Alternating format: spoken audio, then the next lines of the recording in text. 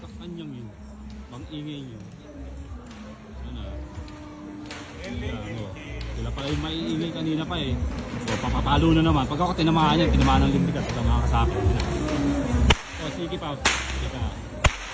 Pang-ingay ba? Pang-sakit na eh.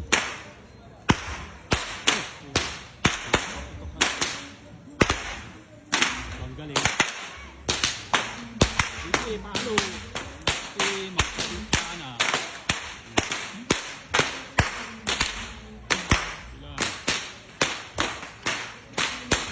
Tinamaan niya talaga, tinamaan kayo sa akin. Hindi tinamaan na hindi kayo. Lalo yung baka mabitawan ni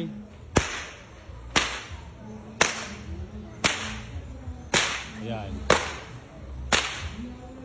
Kawawa ang kausa. Ibang sakit nyo sa mga zona.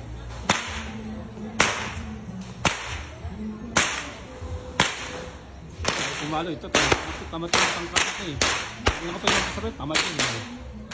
Oh. Okay.